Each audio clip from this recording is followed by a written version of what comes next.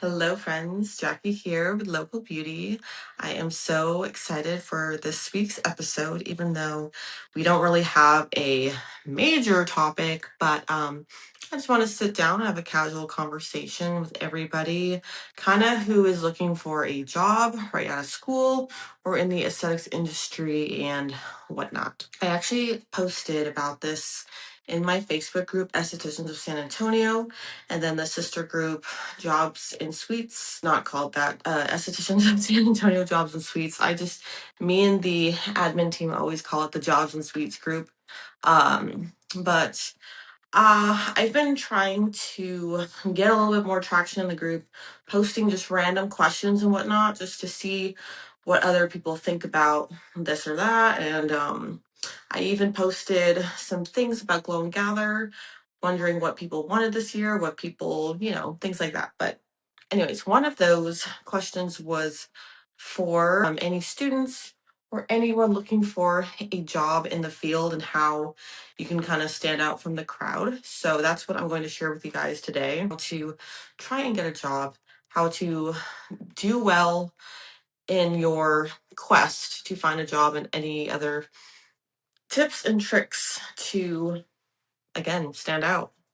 So when I was doing my search, honestly, I think it really helps if you don't wait for an official job posting.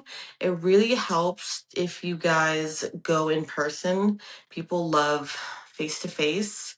People that are hiring really want you to come in and introduce yourself and show that you're a big girl going out into the world and trying to find a job. Now, I actually blah, blah, blah, blah. I actually did that a couple times when I was looking in the past, and I actually didn't do that in San Antonio for some reason. I don't know why, but I always recommend just look for your ideal job and then try and apply there. And if you show interest that you're a fan of the spa or you really want to work there, then that also really helps. And if they're not hiring, then so what? They still will keep your resume on file and contact you if a position becomes available. And you might be that first person on the list to get that phone call. And I did a little bit of research too. And they say these days that for every job that there is in the aesthetics industry, there's about 30 applicants that have applied for that job. So you kind of want to start thinking outside of the box here and start, looking to see how you can stand out and how you can nail that job. So, one of my biggest tips too is to network. On our last solo episode, I talked a lot about going and putting your face out there and meeting some people, colleagues, other professionals in the industry. That also helps people get to know who you are and if you're trying to find a job. Because if they have heard of something available, they will tell you what's available. So definitely going out there to networking events to find people that are hiring or know that are hiring. It helps. You want to start establishing these good relationships just so, people get a sense of your vibes, your personality, and then they can refer you to their colleagues also in the industry and things like that. But going back to that Facebook group post I posted, I basically asked, like, what makes you stand out? One person, which I didn't even think about this, said that if you've done externships, that really helps. So, what is that? Out of school, I recommend either one, shadowing somebody, or two, doing an externship with somebody, which is kind of like a job, but it's not. And it's basically yes, you are working for free, but it still gives you a lot of experience. It gives you recommendations from your employer or who you are doing the externship with. And then that also helps you look good and stand out on a resume.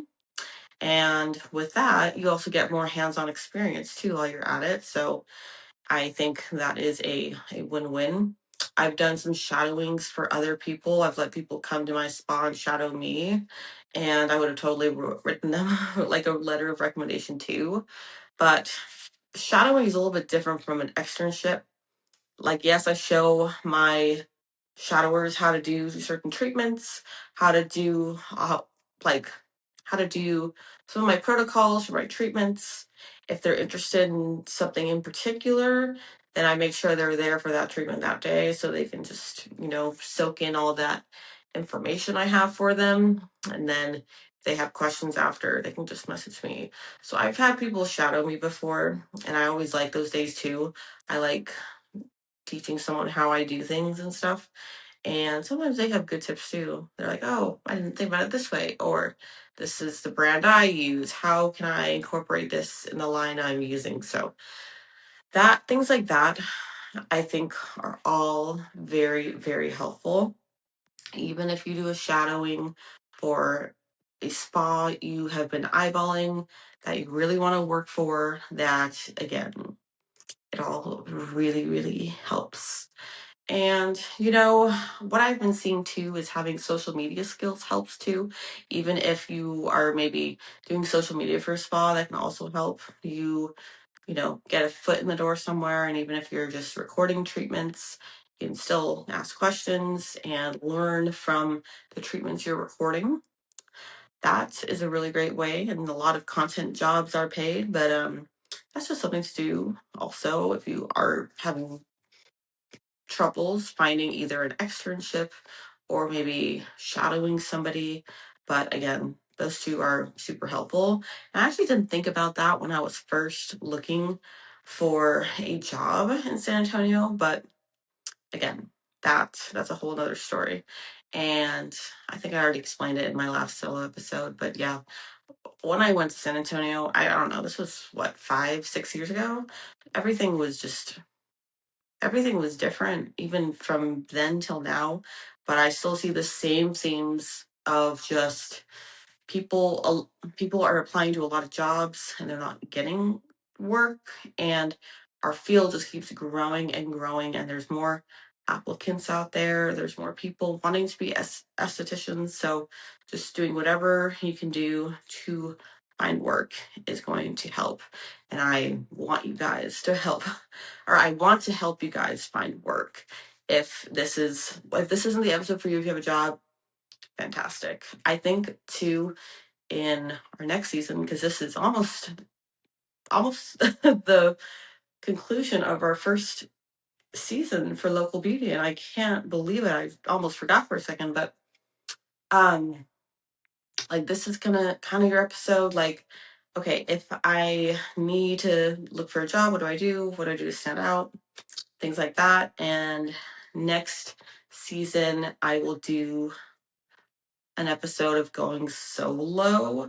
I don't think I've explained my journey in a very long time, so I think we got to do it again. And yeah, but anyways, another person had commented on my post asking what makes you stand out, and she said, I really look for people who have a good attitude, great vibes. I like to see people in person. If they're a nice person, personality is everything.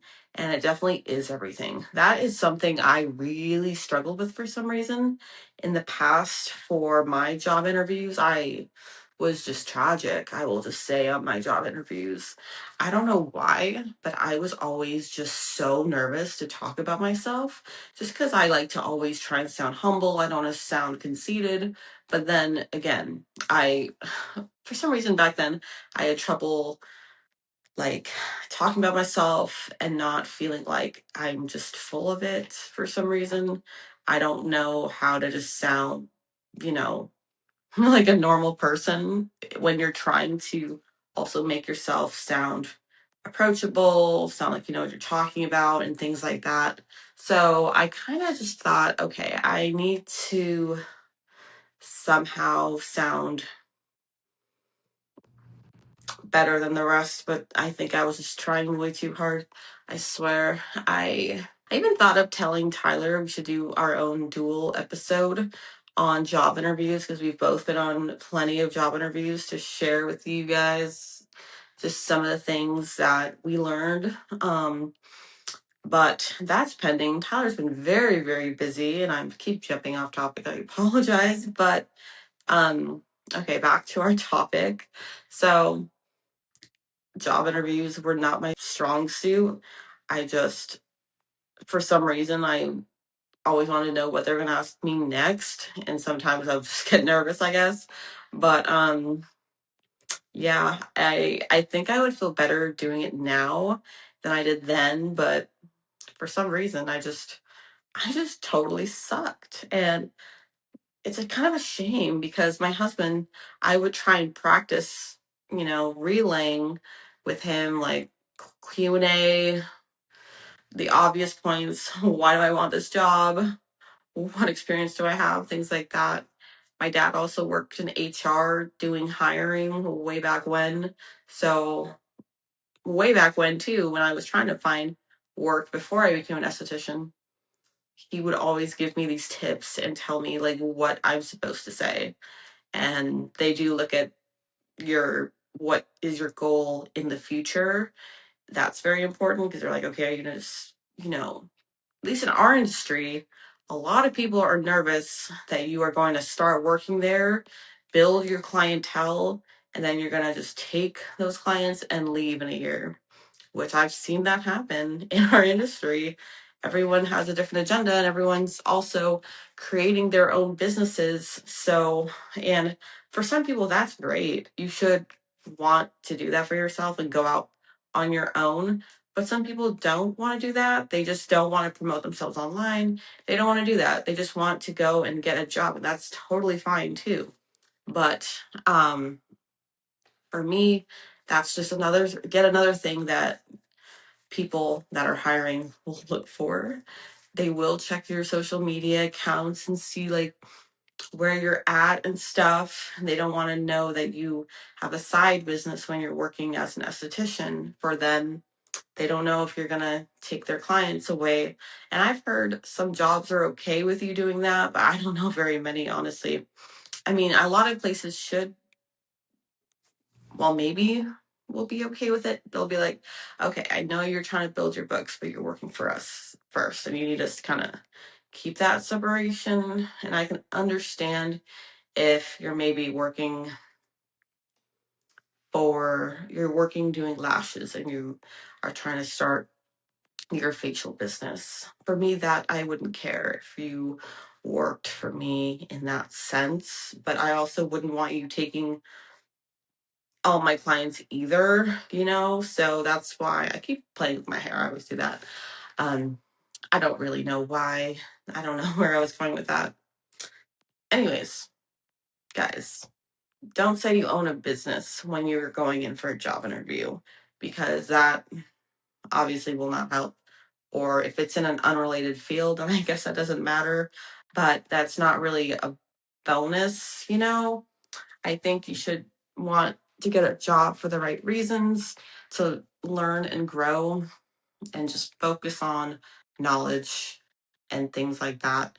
So, in a few years or whatever, when you are ready to maybe go out on your own, you have all the preparation that you've learned in your first job or second job to make you comfortable finally leaving the nest and things like that. And I do think it is really challenging because our industry keeps growing and growing, and there are not a lot of jobs because people, one, don't want to work for some reason anymore. This is in every field too. And two, everyone's trying to be their own business, their own entrepreneur. And, they don't want to, they think they can, make all this money on their own, not go to work and do your regular 9 to 5. Sometimes that's not always true. It really isn't. My dogs are barking. Hold on. There we go. My dogs were very loud, and I had people coming in the house, and so now we're back sitting down. We're going to discuss some of the last few points I want to make about getting yourself hired. Another comment I got was that a lady that works for a waxing company or said that she prefers that her candidates have less experience in waxing so that she can train them on her methods and train them the way she wants to train. And I've actually heard this before from other employers, mainly on social media and stuff. I have never had somebody say they prefer people with less experience. But yeah, that's just one of my stories. But yeah, I think for that, I mean, that's like the most ideal situation at school because you don't have a lot of experience and you are looking for a mentor and someone to train you. So less experience can work to your benefit. But I still do highly recommend externships and even just advanced classes. Go to some of the aesthetics conferences that are out there, like the Be Well shows, Glow and Gather, the Skin Summit. They just have the aesthetic experience. They have in Texas, they have I forget the name, Live Love Spa Dallas. That's one. I'm trying to think of others. There's honestly so many conferences now. Just check your state for a conference. They're everywhere. And I think that's amazing because we all need education and we all need to network with people. It's not just about learning new techniques and seeing new stuff. It's also about, finding a network of people. And my brain is starting to like go somewhere else. Sorry, guys. But other than that, I think those are my main tips for trying to succeed in getting your first job or getting maybe another job. I mean, if you are moving jobs, generally that's easier just because you do have some of that experience. As long as you leave, on good terms with your last employer, they will be calling and checking to see if you were a good little employee. And let me give you some updates.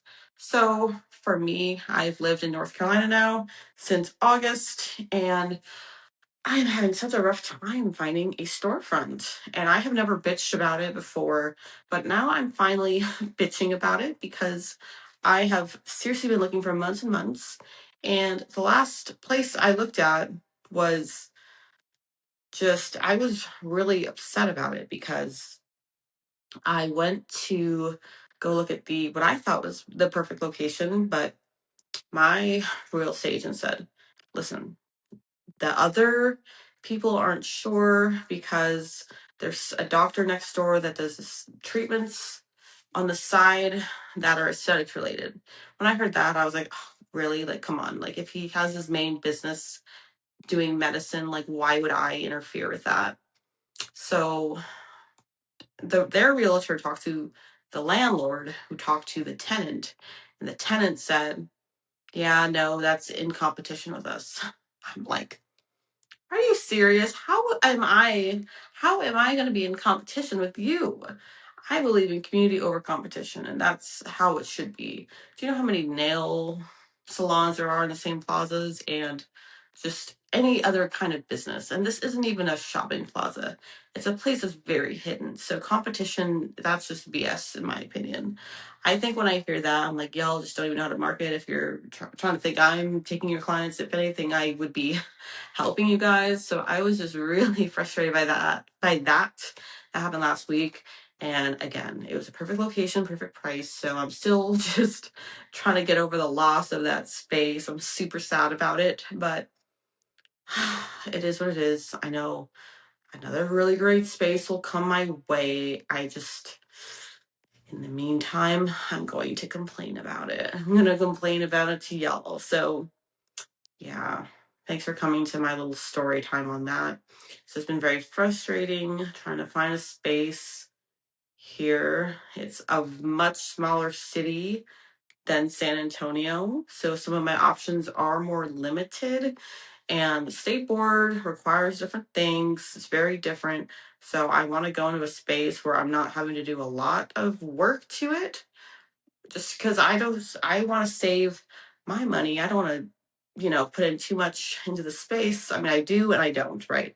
I just know plumbing can be very expensive. So that's a very big thing an issue I'm dealing with.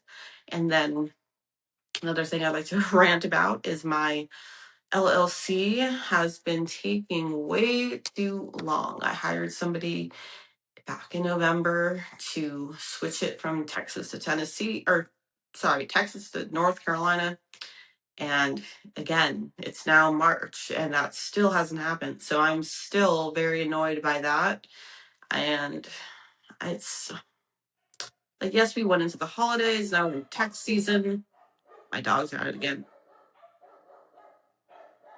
As I was saying, I hired her right before the holidays, before Thanksgiving, and then it was Thanksgiving, Christmas, New Year's, and now it's tax season. So I know things are busy, but again, it's still, I haven't posted my website because of it. I haven't signed up with new accounts because of it, because I need my seller's permit too. And I've just been hitting so many roadblocks and I'm just over it. So anyways, that's the update. And if y'all have any advice or anything like that, I'm all ears. But for right now, I'm just a little frustrated to say the least. But with the podcast, this has been my baby the past couple of months, and I'm super excited for season 2 and all the episodes I have for you guys. We will be taking a short break just because I think I need just a minute to kind of review everything we've talked about in season 1 and try and make season 2 better. And I mean, not only better, but just, come up with new and good ideas and stuff. I always try and put out a podcast that is informational and is helpful for you. So if you also have any ideas for episodes, I am all ears and I would definitely appreciate your feedback. But I think that's all for today. I hope this was helpful and thank you guys for watching. I'll see you in the next one. Bye.